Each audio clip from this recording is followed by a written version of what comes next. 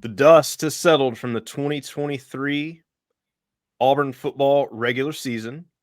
We are on the cusp of what could be the busiest and most important month ever. But there's kind of that limbo period, and I think we are right there in it.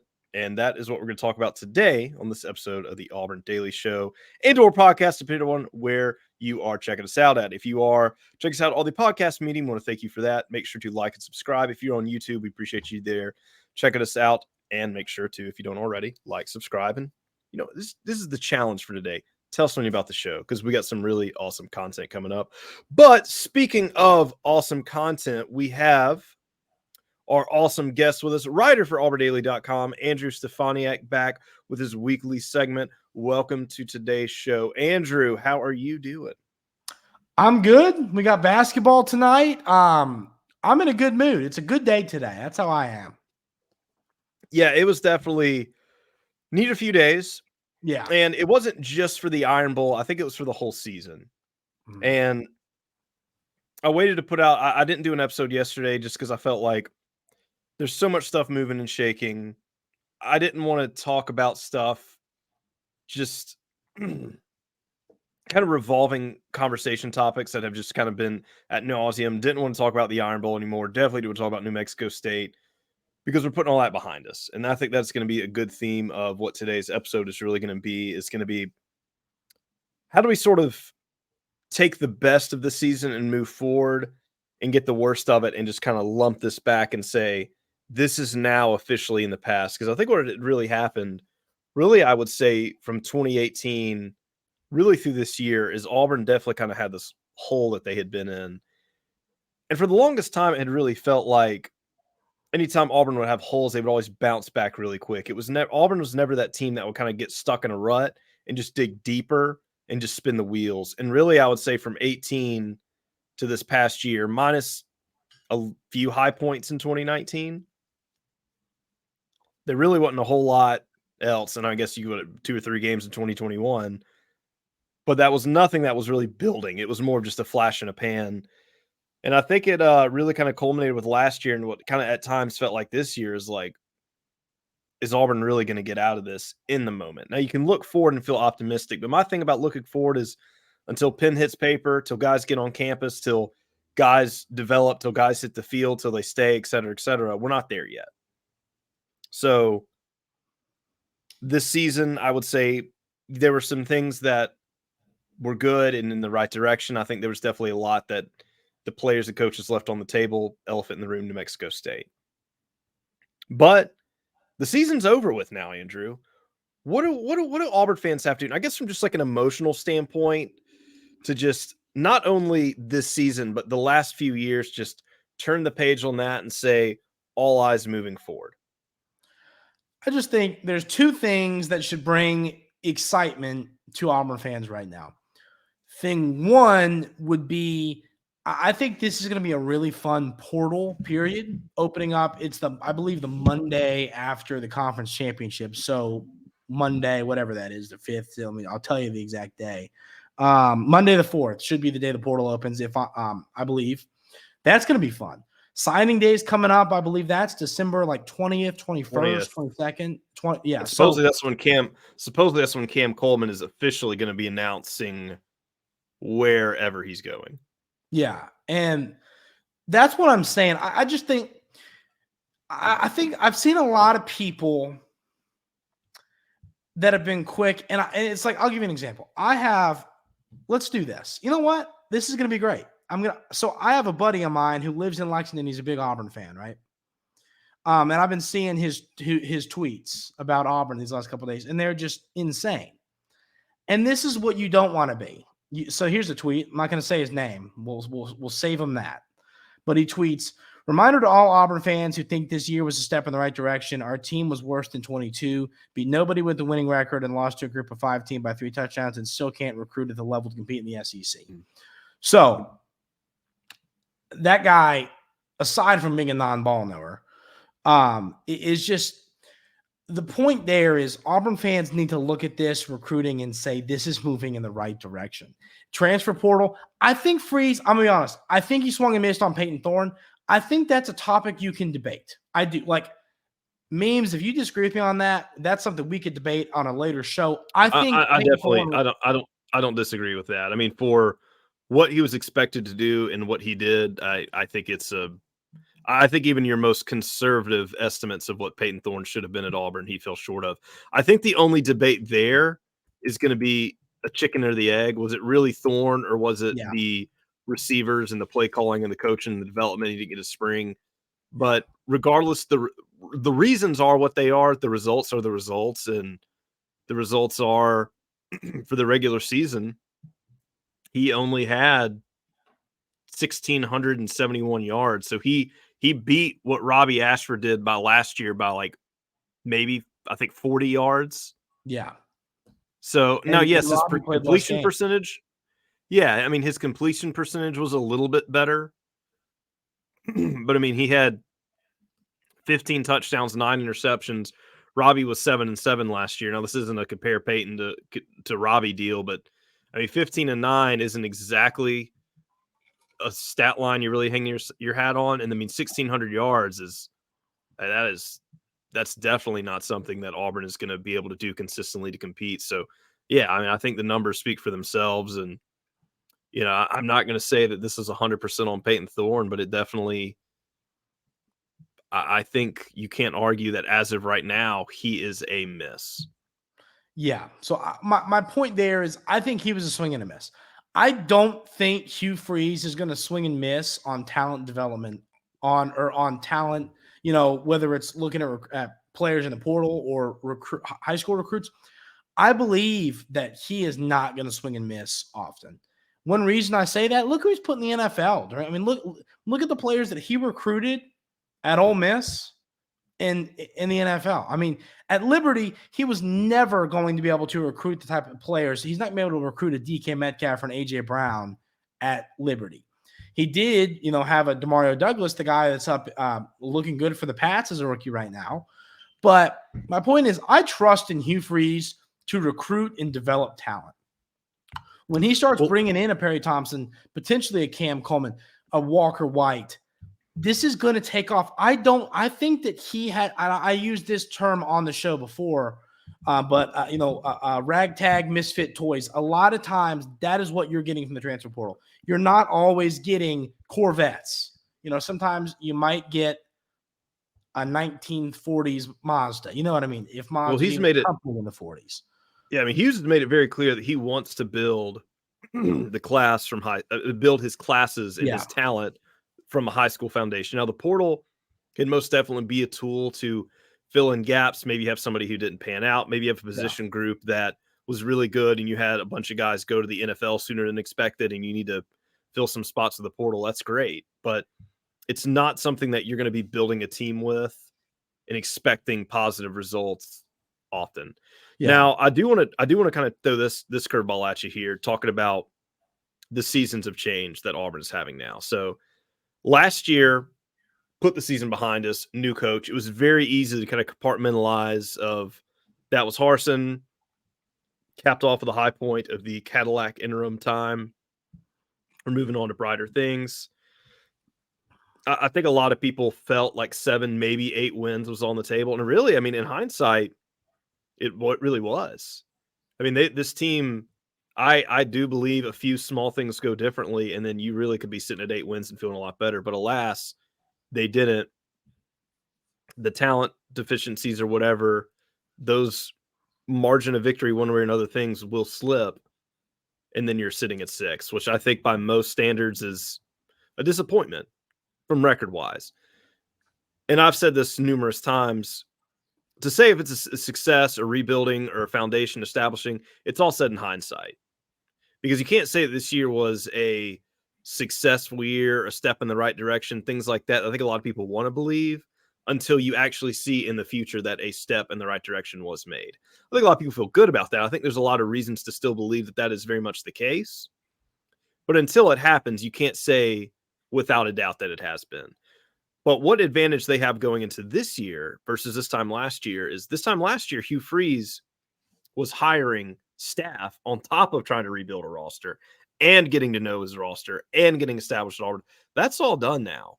He's got that. So there's going to be some staff turnover, sure. They do have bowl practices, which is not a bad thing. But they're going to have a lot better of a foundation to kind of get this stuff rolling than they did a year ago this time, which I think bodes them very, very well. It's going to help with just obviously, you got your high school recruiting, but also your portal recruiting as well, that hopefully they can snag as many as those guys that they need early so you can get them in, get them ready for spring and have them for all spring, and then just cap off depth pieces at the end of spring. Now, I do think the one thing that is most definitely going to be a challenge for them is going to be they don't know who all is leaving yet. And obviously, Hugh Freeze has commented on that numerous times, but that's going to be a big thing for the portal. But another one I want to kind of hit you with here is I kind of said this beginning of the season. Okay, and I want to kind of get your take on this. I had said after the Cal game, I said the honeymoon phase with Hugh Freeze is over. Now, before people clip this acting like I'm trying to rag on Freeze, a honeymoon phase does not mean a relationship and or marriage is over. It doesn't mean it's done. It doesn't mean it's bad. It just means everything is sunshine, butterflies, and rainbows is over. We're in the hard aspects of it. Marriages are tough. They can be great. Doesn't mean they're easy. And I mean, same deal with coaching and all that. The games are happening. It's not just because before that, really, for the most part, everything was happy. Everybody was on cloud nine, and we're going to call a spade here. There were a lot of fans that got a little lost in the sauce and started booging a little too hard. It came down to reality. Now, I said that early. I think a lot of people were still riding the wave, but most definitely once we kind of got into the thick of it with that 4-game losing stretch in the middle, I think a lot of people kind of got grounded in reality. And I think that kind of brings us to where we are right now. But let me ask you this question, Andrew. At what point of the season would you say, oh, the honeymoon phase ended here? I mean, in all honesty, I just think the season went so chalk until that New Mexico State game that I mean, I didn't think Auburn was going to beat Texas A&M. I didn't think they were going to beat Ole Miss. I didn't think that they were going to beat, I didn't think they were going to beat Bama. I didn't think they were going to beat Georgia. I didn't think that was in the cards. I did think they beat New Mexico State. So I think a lot of people, we want rebuilds to happen now. We want to be there now. Sometimes this stuff does take time.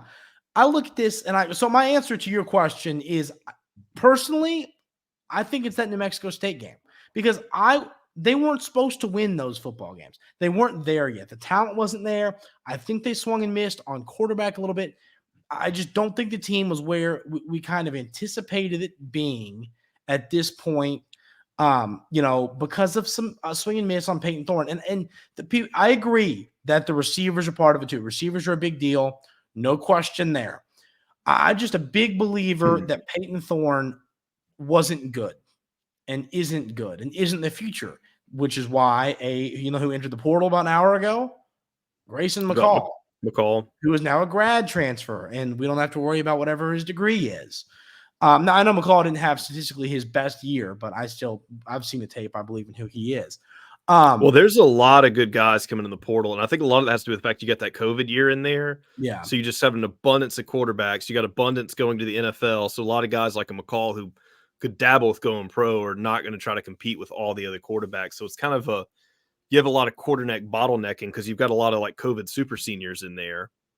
And I mean, that who want to try to mix it up and get one last hurrah out there. And I think that bodes very well for Auburn. So this is kind of a lucky draw for them because I think worst case, if Peyton stays, assuming he improves moderately with talent around him, you got a pretty high floor, but then you could bring somebody in there to compete with them and or beat them out. Then you got a much higher floor. Yeah. And I just think what frustrates me, is I think fans need to remember what this is about. What loving Auburn and being part of the Auburn family and loving Auburn athletics is about is part of being on the ride, being on the journey. And I mean, it's not easy in this day and age of college football to take the roster that Brian Harsin handed to Hugh Freeze and say, yeah, go win 9 games, go win 8 games. I know that people, everybody, and it's funny, I see people all the time, Zach always posts those, who's going to win the game. Everybody always says Auburn's going to beat everybody, no matter what, because that's what we do. We have unrealistic expectations. But I think at some point, people need to just appreciate, the rye that's going to come with Hugh Freeze. I've seen a lot of people already saying Hugh Freeze we got to think about getting rid of Hugh Freeze. Genuinely, it's like, I am not kidding. I've seen so many people. Is it satire? I don't know. But at the end of the day, I believe the roster he was handed was just not where it needs to be to compete with the Georgia and an Alabama, teams that you unfortunately have to play every single season because that's what Auburn has to do. So I guess my point here is people need to give this guy time. I'm just such a believer in Hugh Freeze and his vision for this program and where he's going to take this program, that in this recruiting class he's got coming in, I think he swung and missed on Peyton Thorne. I'm not going to argue that. I think that happened. But I believe in Walker White. I believe in what he's going to do in the future. And that's just where he's got to take this thing eventually. So while right now people might be unhappy with the season, might be unhappy with this loss to New Mexico State, I get it. No question you should be unhappy with the loss to New Mexico State. It was horrible. But I just believe in the direction that Hugh Freeze has taken this program. And I think fans need to give him time and trust in him to build this team from where it is to where it's going to be in the future. Yeah, and it's tough because I kind of want to tread, I tread a thin line here. One part of it is the season you had, obviously, the unprecedented loss to New Mexico State. I think my video has gone out, but I'm still here. You had the unprecedented loss to New Mexico State. Then you follow that with just an absolutely heartbreaking, gut-wrenching loss to Alabama that in a game that Auburn could have won multiple different ways. And Auburn just handed it to him on a silver platter. That definitely kind of shakes the emotions. And kind of where I'm at with this is, it is what it is with all that. And the only way for this team and this fan base everybody to move forward is put that in the rearview mirror. Keep supporting the team. If you have the availability, look it on to victory, give them a few bucks a month, because I don't think they're too shy in mentioning how much that can help make a difference for the growth of this program.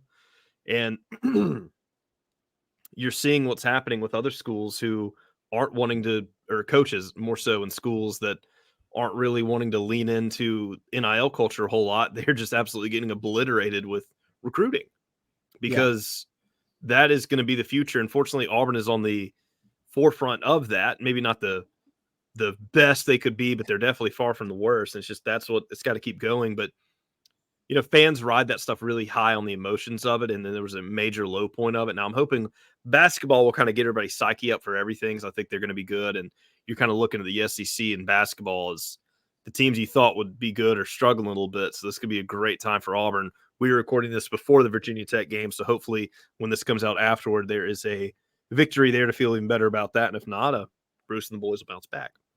But it's tough, and to go in the rearview mirror. I quit listening to podcasts this week because I just couldn't stand to hear people just continue to talk about the Iron Ball. I didn't want to hear. I was there. I hit my threshold of like, all right, I'm done. I can't deal with it anymore.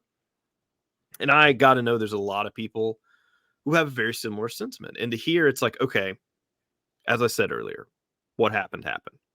There is a page and there's a process, and this is going to sound kind of bad, but like for Auburn to get better, I think everybody has to take their emotions out of it. That is the fans, that is the staff, that is the players, and just kind of get the business, get to work, get the hat on, get the hype, and just do what we've got to do moving forward. And I know that's kind of crazy, but I think that energy really is contagious. And I know it sounds very odd to think that, well, it's a fan. What is how I feel matter? I think it starts, and I think they really feed off each other. I think the coaches and the players and the staff, how they're conducting things, go to the fans. And I really do think the fans' energy and how they're responding to that and their hype can go to the players. And if you don't believe that, just look what happened in New Mexico State in the Iron Bowl.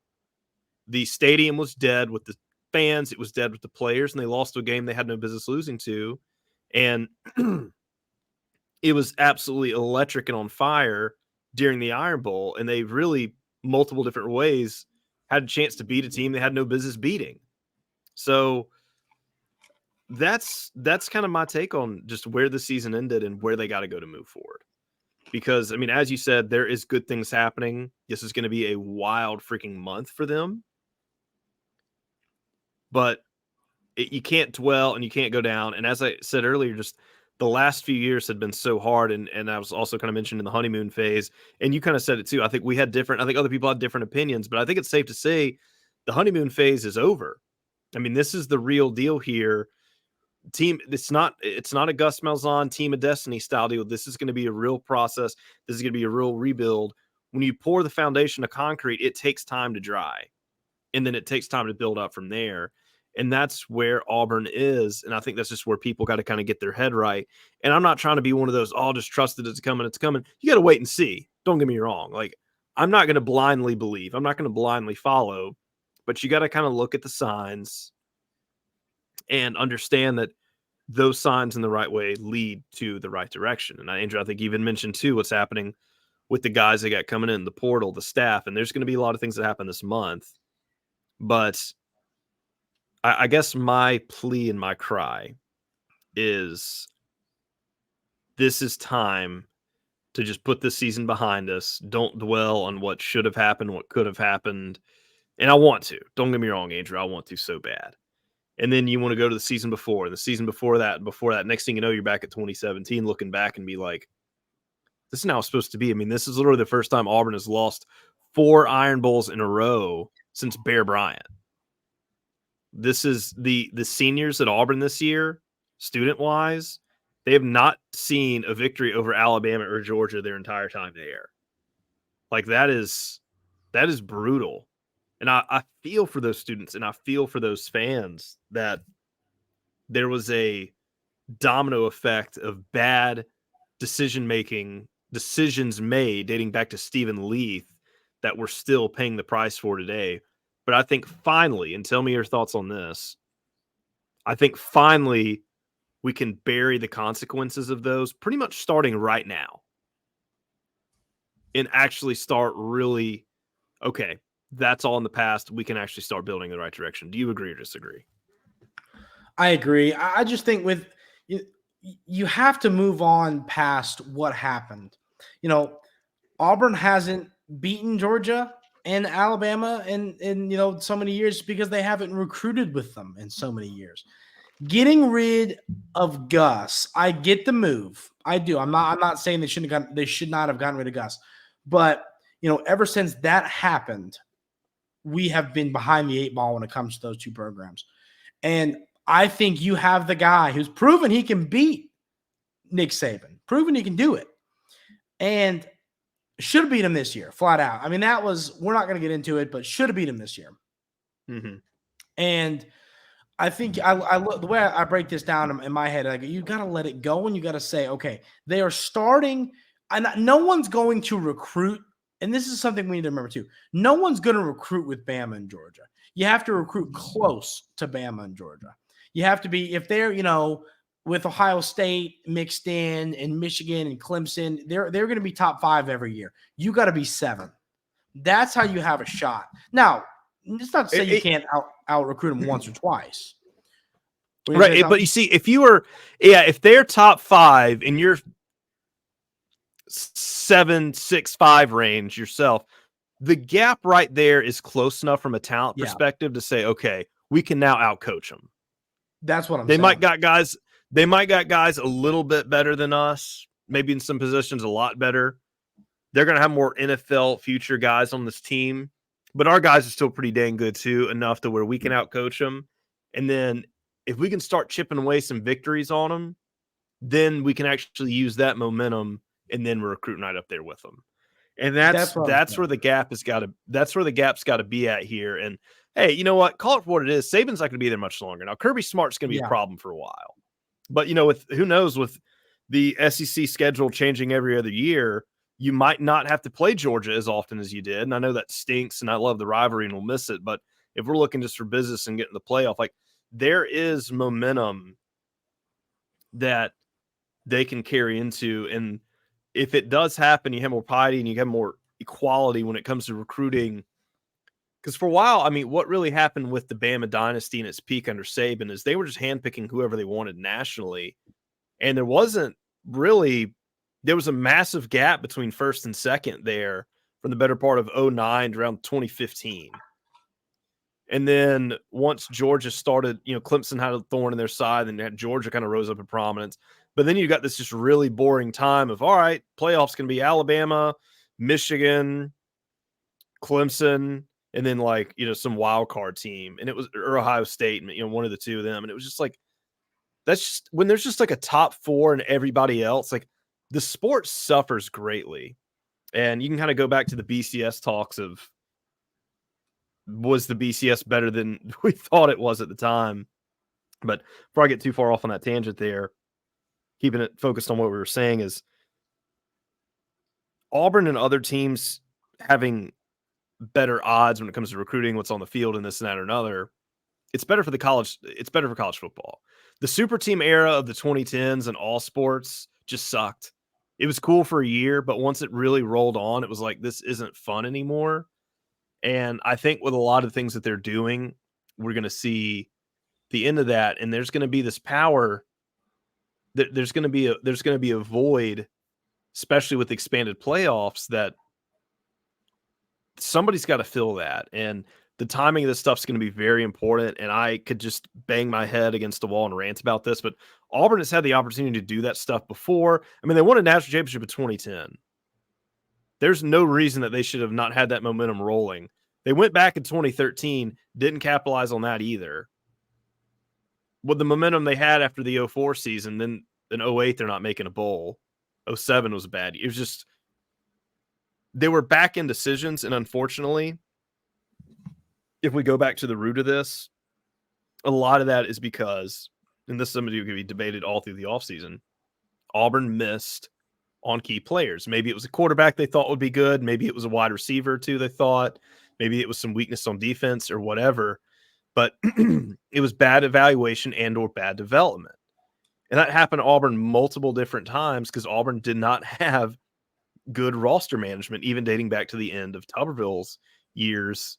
And it just hadn't been consistent since. And if that is something Hugh Freeze can do with all the other resources that Auburn has, and if they time it right, the next thing you know, Auburn can actually do something that they haven't done in decades. Is just be consistent year after year after year and build and stack and have a roster with depth. Because that's always been the thing with Auburn. It's like, oh, their starters are good, but they got nothing after that. So, and I think we saw that this year immensely. If they can do it right next year, it's gonna change things for them. Yeah, I mean, you talk about talent evaluation. I mean, you remember the Jeremy Johnson years and the Shaun White years. It's a great example there. But I mean, I talk about this a lot with the Texas A&M side of things for the podcast too for A&M, and I think it relates to this and the fact that I talk about Texas A&M has had the talent, they haven't had the coach. I think that Auburn now has the coach who can get the talent and develop the talent. I just think this is year one. People, we're fans. I mean, here's the deal. And once again, I'm telling fans what to do and what not to do. I do everything I'm telling you not to do. It's what we do, fans.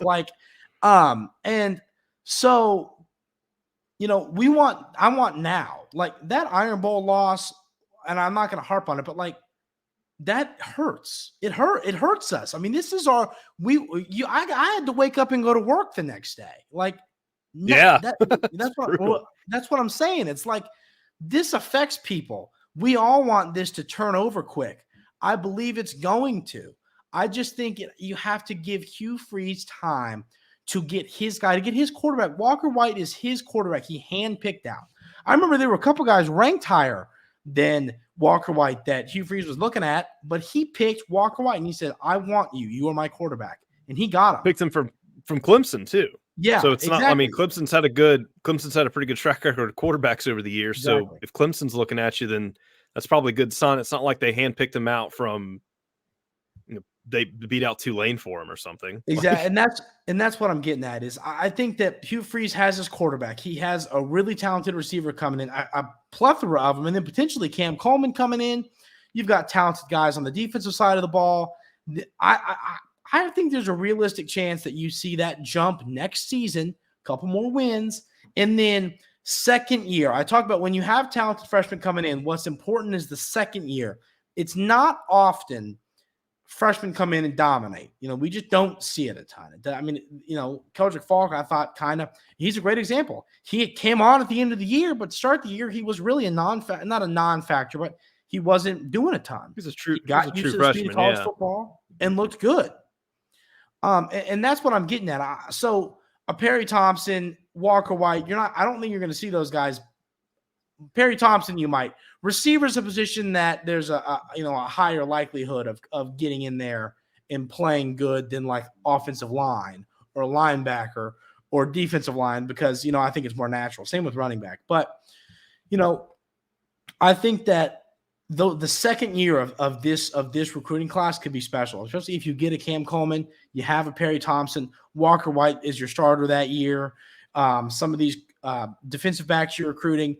This team can be special, but I think it might be one more year. I think next year you could look at 8-4, and 8-4.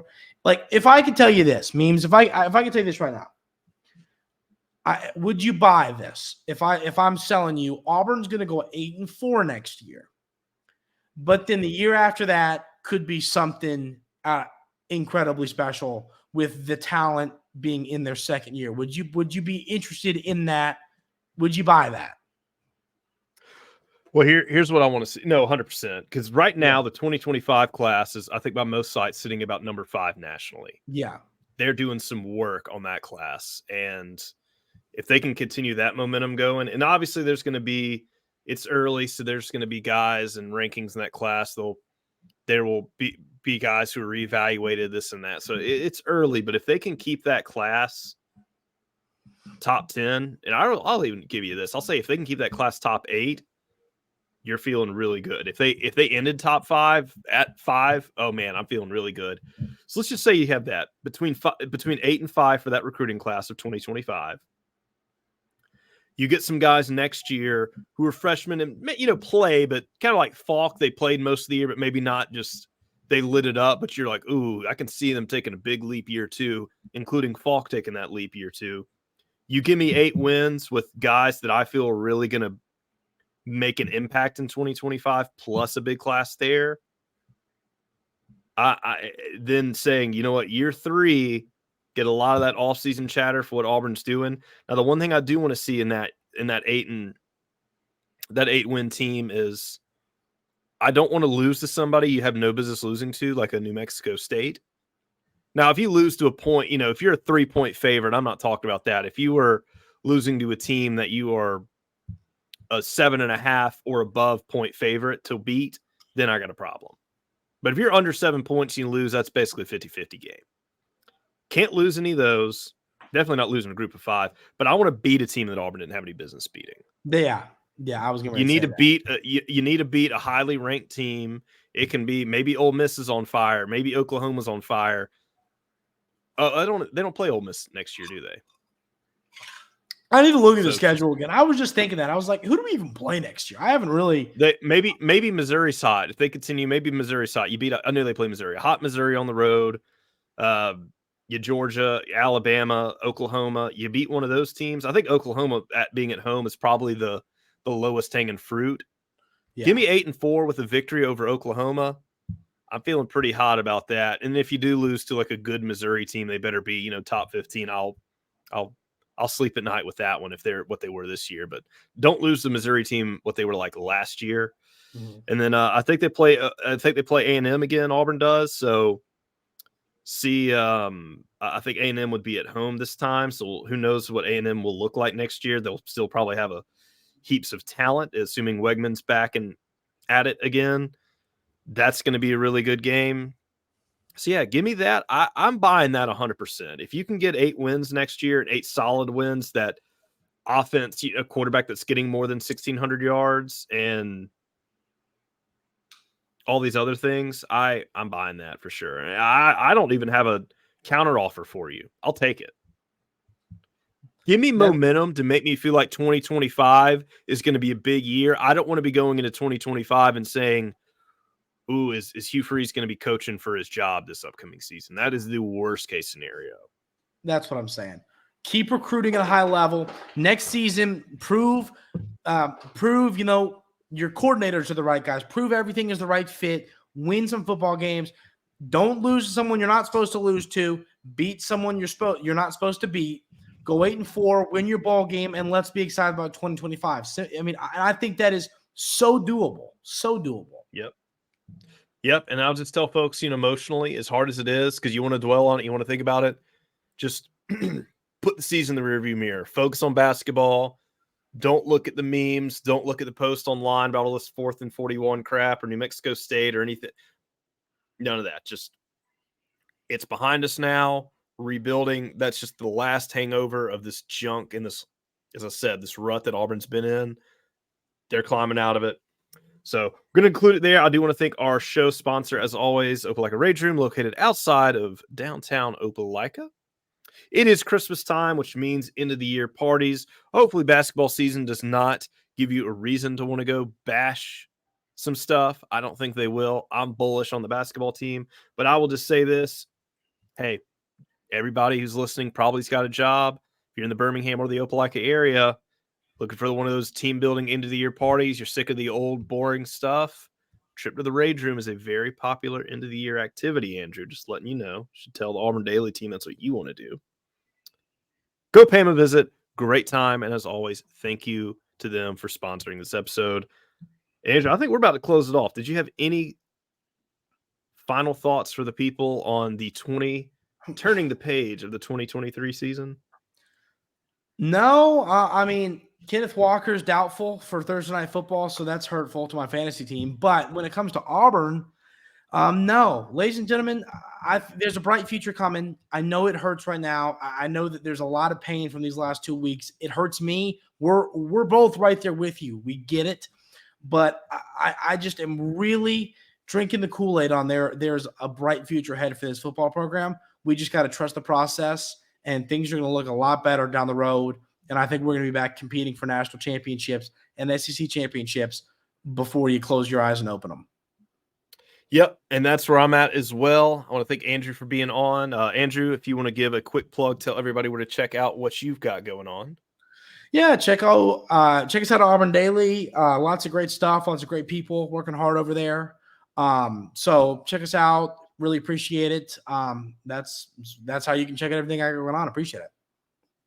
Yep, support Andrew, support the staff at auburndaily.com. It's your host, Alex, better known on the socials at Auburn Memes, so you can check me out. And of course, thank you everybody who made it this far for supporting the show. We'll be back at you with forward-facing content. We are going to be bringing on Friday's episode is going to be about talking about all the big expectations of December with signing day, portal season, bowl game, all that. Tons of good content. And as always, Andrew, thank you for coming on. We look forward to jumping on next week. And so much goes on this time of year. We have no clue what we may even having to talk about. I think transfer portal season, as you kind of said, is about to be our new favorite season moving forward. So I'm going to guess that might just be some of the stuff we're going to be talking about here over the next few weeks for sure.